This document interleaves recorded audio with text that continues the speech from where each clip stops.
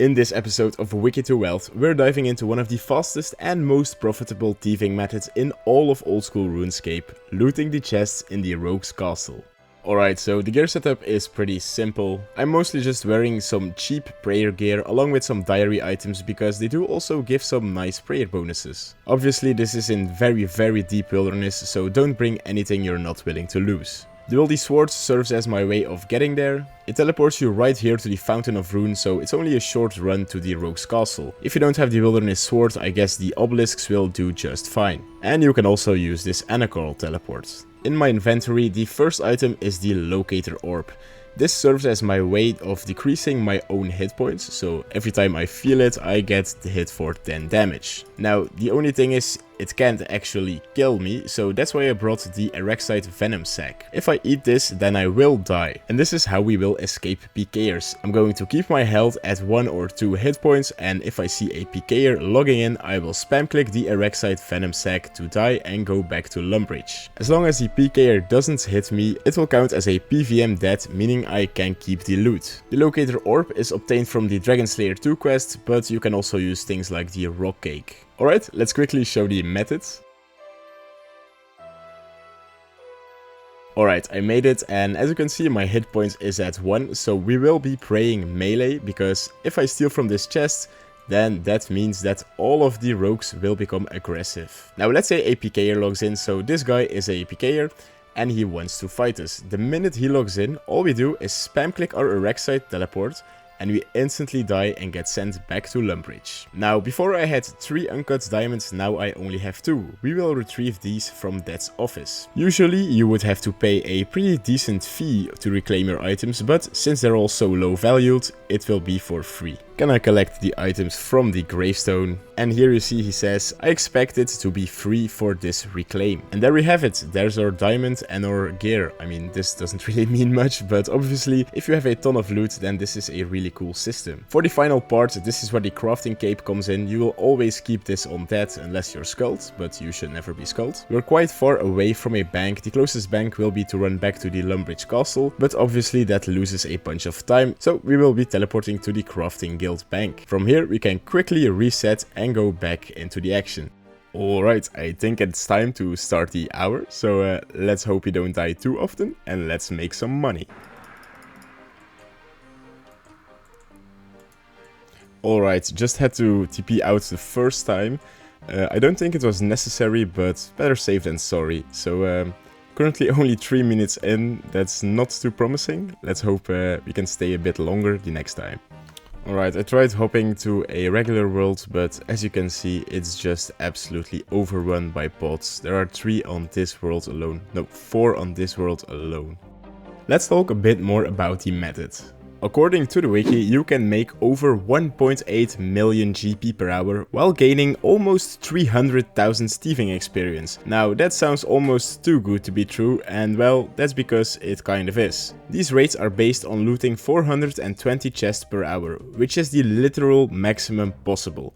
If you bank or die even once, that number will drop significantly. That's why I'll be aiming for a more realistic profit of around 1 million GP per hour. In order to do this method, you'll need 84 thieving and 43 prayer to use protect from melee, since there will be a lot of rogues constantly attacking you. On top of that, I highly recommend completing the hard wilderness diary, as it will drastically improve your loot. If you haven't done the hard diary, the medium diary will also work just fine. However, without at least the medium diary, this method won't be worth doing at all, as you'll only be getting like 50% of the normal loot. There are 2 RuneLite plugins that I highly recommend installing for this method.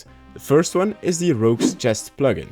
This will place timers on the chest so that you can easily see when they become available again. While it doesn't make a massive difference, it still helps improve your efficiency a bit. The second plugin I recommend is the Wilderness Player Alarm plugin.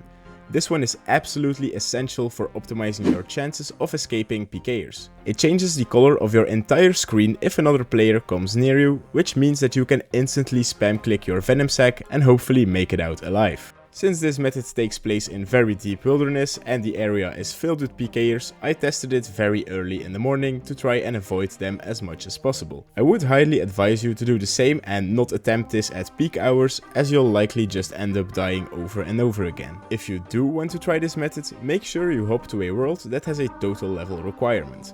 The regular worlds are absolutely overrun with bots. In some cases you'll even find 2 or 3 bots running the method on a single world. This makes it super inefficient and not worth doing.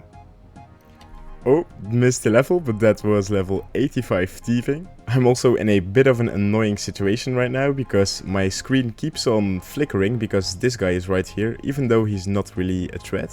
So yeah, I might have to hop worlds. Oh. And this guy tried to kill me, but I think I got out. I'm pretty sure he hit me for a 0, so it should still count as a PVM dead. Let's check it out. Yes, there we go. There are our items. I managed to bypass the wilderness player alarm for this guy by putting him on my ignore list. So yeah, that's some advice if you're doing this with friends or if something like this comes up. Phew, okay, so we just made it out alive, and this was the biggest inventory yet. I think we managed to stay for around 6 minutes.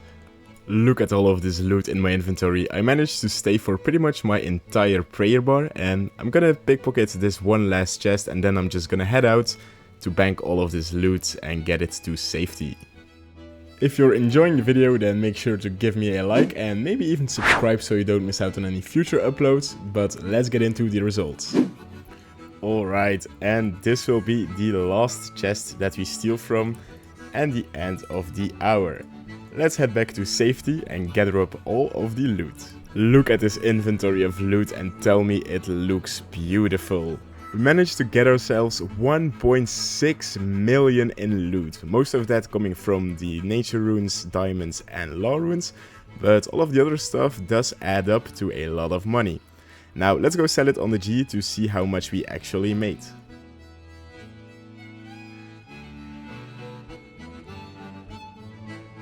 And there we go, 1.55 million. So lost about 50k to the G, but that's normal if we're gonna insta-sell everything. And even though the supply cost isn't too great, we still do have a supply cost, so let's subtract that as well. So with an income of around 1.55 million and a very small supply cost of 26k, that leaves us with a profit of 1.52 million GP per hour.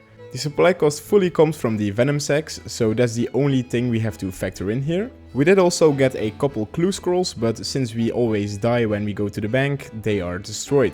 Along with this pretty nice profit, we also managed to get ourselves a pretty decent 211,000 Thieving XP. So even if you get PK'd and miss out on a little bit of profit, you still will get a ton of Thieving XP from this method. Personally, I really like this method, although it is super intensive. You have to focus all the time, so it might not be the best to do for an extended period of time. That being said, I will 100% return here in the future. The money is great and the XP is honestly pretty insane. And that was everything I have for you guys today. Thank you so much for watching and I'll see you in the next one. Bye!